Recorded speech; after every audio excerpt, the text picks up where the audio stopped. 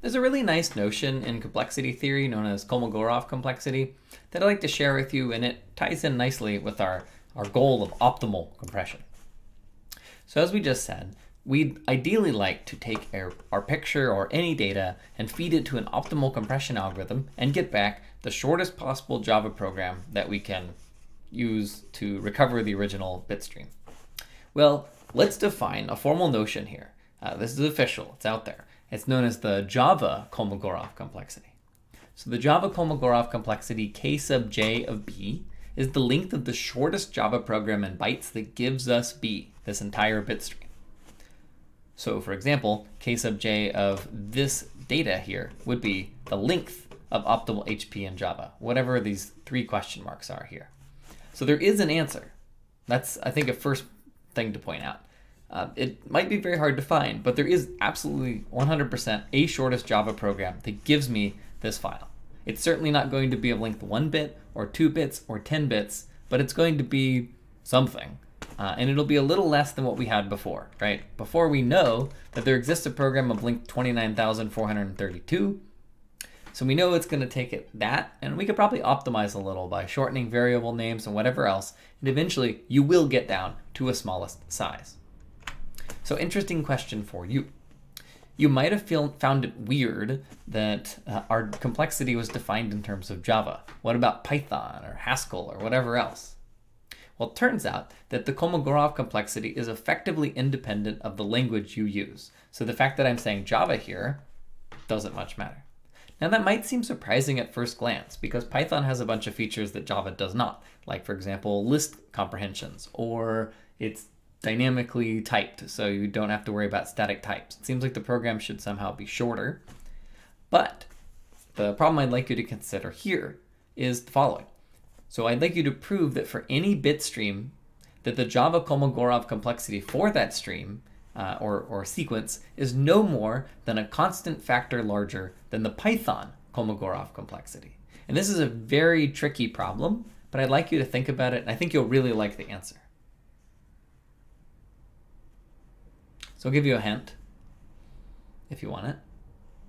And that is, imagine that somebody else has written a Python program, and I have no idea how to do it in Java. But I still want to be able to figure out or bound the Kolmogorov complexity. What's something I could do? Okay, so one thing I could do if I can't figure out how to translate a Python program into Java is write an interpreter. That's like sort of silly, but it's actually a really important point. So let's say Paul Helfinger, he wrote a really short Python program. I don't know how to do it. It's weird Python syntax, just can't figure out the right Java language features. Well, I could just write a Python interpreter in Java and then run Paul's program. So in that case, what I end up with is I put all in one big file, Paul's optimal Python hug plant generator, and I also include a Python interpreter. It's all in one big Java package. And so the size of this program will be, of course, the size of the Python program plus the size of the interpreter. So we can bound the Kolmogorov complexity of this bit stream by the size of the Python program plus the Python interpreter. And here when I say the size of the Python program, more specifically I am saying the Kolmogorov complexity of B in the Python language. Okay? So, right, that basically says it doesn't matter what language you use, whether you're using Haskell or Python or JavaScript or Java or all these other languages out there, they're all going to have the same Kolmogorov complexity to within a constant factor because every interpreter is just going to be some constant factor in size. Okay? That is, I can keep growing my hug plant bigger and bigger and bigger or whatever, but the Python interpreter is not going to change. It's still just a Python interpreter. It is independent of the input that we feed to the Python program. Okay? So kind of cool. Now there's the second fact I'd like to let you know about. Oops, I forgot. I added this other clarification to make sure that this fact is really driven home. Sorry. So this fact that the Kolmogorov complexity is independent of language, I mean, it's actually kind of amazing when you think about what this means. It means that most bit streams out there, most sequences of bits are fundamentally incompressible, and it doesn't matter what algorithm you use, and it doesn't matter what programming language you use. So for example, for all possible compression algorithms in all possible languages, a completely random sequence of 1,000,000 bits is going to have at best, if you're lucky, about a 1 in 10 to the 499,999 chance of being compressed by 50%. Okay? That's the best possible situation. All right, so that's not very good odds. It means that most bit streams are not going to be compressible in any language you write, and it's not that some bit streams are like good for Python and some for Java and so forth. All right.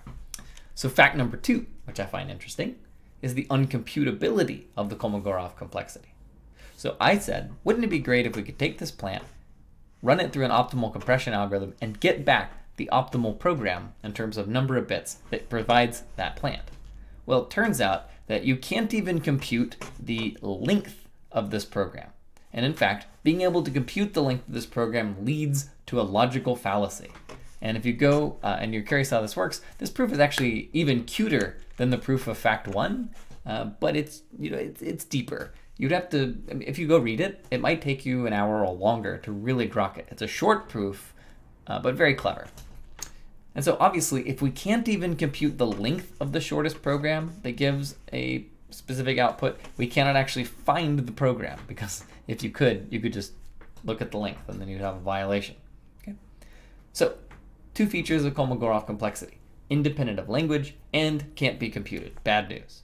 But we will still be able to make some progress on our goal of better compression, and we're going to go into yet another sort of interesting and crazy topic that's important in computer science. We'll ultimately work ourselves towards the idea of P and NP.